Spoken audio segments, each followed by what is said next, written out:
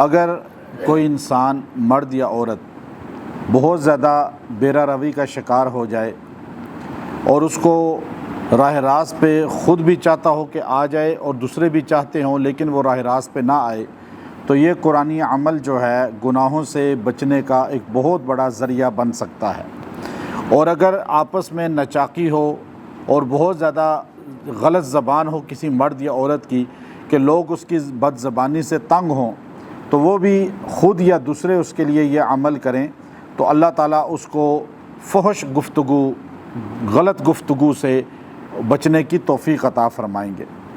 چونکہ اللہ رب العزت نے انسان کو بنیادی طور پہ جو پیدا کیا ہے وہ پاک پیدا کیا ہے، ہر انسان پاک پیدا ہوتا ہے، بلکہ نبی پاک صلی اللہ علیہ وسلم نے صاف فرمایا کہ ہر بچہ دین اسلام فطرت پہ پیدا ہوتا ہے، بعد میں اس کو ماں باپ جو ہے ناپاک کر دیتے ہیں، مشرک بنا دیتے ہیں، کوئی اور عقیدے کا جو ہے اس کو اظہار کر کے اس کا پابند بنا دیتے ہیں۔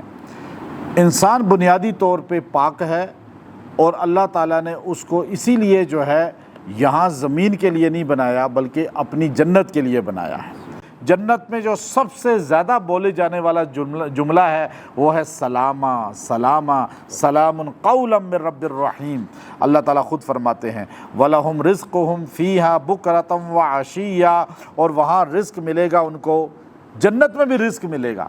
یہ جو کھانے کا دسترخوان بچھتا ہے نا، جنت میں کیسے بچھے گا؟ فرمایا وَلَهُمْ رِزْقُهُمْ فِيهَا بُكْرَةً وَعَشِيًّا، وہاں 2 ٹائم دسترخوان بچھے گا کھانے کا، ایک کھانا ملے گا صبح اور ایک شام۔ انس بن مالک رضی اللہ تعالیٰ عنہ اس کی تفسیر میں فرماتے ہیں کہ پتہ چل گیا کہ مومنوں کے کھانے کا 2 ٹائم ہے، ایک صبح ایک شام۔ یہ تیسرا ٹائم تو انگریز لے کر آیا ہے۔ جب تک انگریز برصغیر میں نہیں آیا تھا، ہمارے پورے برصغیر میں ہندو مسلمان جتنے تھے تقریباً مسلمانوں کا تو 100% بات تھی کہ ان کے ہاں 2 ٹائم کا کھانا ہوتا تھا۔ عربوں میں 2 ٹائم کے علاوہ کھانا کبھی ہوا ہی نہیں پہلے زمانے میں۔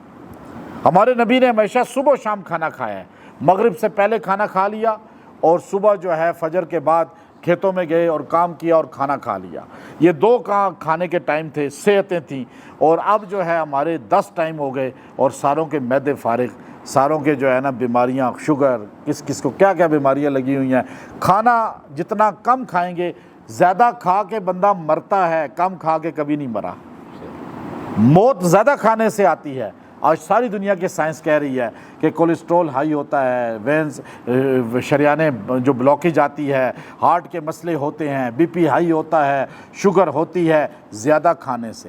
آپ کھانا کم کر دیں، آپ فٹ ہو جائیں گے، آپ کی جسم میں طاقت آ جائے گی، لیکن آپ جتنا کم کھائیں گے صحت عمر لمبی ہو جائے گی، اور جتنا زیادہ کھائیں گے عمر کم ہو جائے گی۔ تو آپ لمبی عمر پانا چاہتے ہیں تو کھانا 2 ٹائم کر دیں اور تھوڑا کھائیں، بھوک رکھ کے کھائیں۔ تھوڑے سے مراد یہ نہیں ہے کہ آپ کہیں جی آدھی روٹی صبح آدھی شام اور آپ بھوک سے نڈال ہو کے پڑے ہوئے ہوں اور مسجد شیبی میں ایک نمازی بھی نظر نہ آئے، پتہ چلے یہ درس میں جو بیٹھے ہوئے ہیں یہ سارے نڈال ہو کے اسپتال میں ایڈمٹ ہوئے ہوئے ہیں اور میں آپ کی تیمارداری کے لیے اسپتال میں چکر لگاؤں۔ کھائیں ڈٹ کے لیکن بھوک چھوڑ کے تھوڑی، اور 2 ٹائم کھانا شروع کر دیں، ایسے فٹ ہو جائیں گے آپ کہ ماشاءاللہ سارے، ابھی جو جوان بھی ایسے ہی چلتا ہے جیسے بوڑھا چلتا ہے، کیونکہ کھانا کھا کے پیٹ انسان کا۔ تو اب یہاں پہ انس بن مالک کہتے ہیں مومنوں کے لیے کھانے کے کتنے اوقات ہیں؟ 2 ٹائم، بس یہ صبح کھاؤ شام کھاؤ۔ یہ جنت میں بھی یہی طریقہ اللہ دے گا کھانا، اس لیے جنتی کبھی مرے گا ہی نہیں۔ دیکھا نا، ایک وجہ تسمیہ بتا دی نا کہ جنت میں موت آئے گی نہیں آئے گی، بڑھاپا آئے گا۔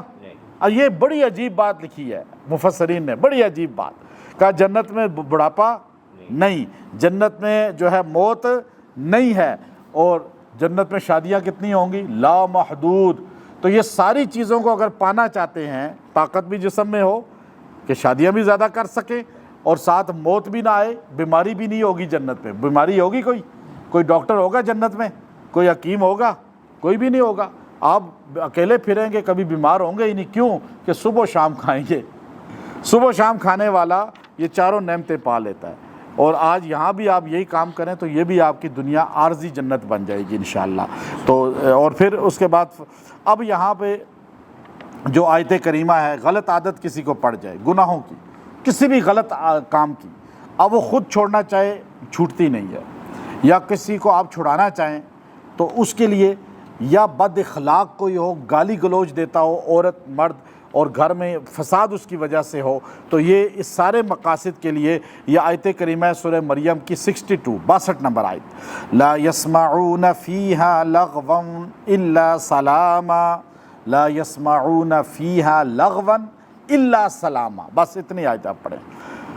اور یہ آیت جو بندہ روزانہ 100 مرتبہ پڑھ کے 11 دن تک اس کے لیے دعا بھی کرے گا، اسے کھلائے پلائے گا بھی، دونوں میں سے ایک کام کر لیں یا دونوں کام کر لیں، اللہ تعالیٰ، یا اپنے لیے خود کر لیں، اللہ تعالیٰ اس کو راہ راست پہ لائے گا، غلط عادتوں سے چھٹکارا دے گا، چاہے وہ بدکاری کی عادت ہے یا شراب کی عادت ہے یا گانوں کی عادت ہے یا چرس کی عادت ہے، کوئی نشے کی عادت ہے، بد اخلاقی کی عادت ہے، کوئی بھی غلط ایسی عادت ہے، اس عادت سے چھٹکارا پانے کا یہ سب سے بڑا ذریعہ ہے۔ اس کو آپ جو ہے پڑھیں، آیت کو زیادہ دن زیادہ تعداد بھی پڑھ سکتے ہیں۔ اور پھر اگر کوئی آدمی یہ چاہتا ہے کہ اسے رزق جو ہے وہ صحت دے، وہ اس کے ساتھ الگ وظیفہ بنتا تھا، لیکن میں ساتھ ہی جوڑ کے آپ کے فائدے کے لیے بتا رہا ہوں۔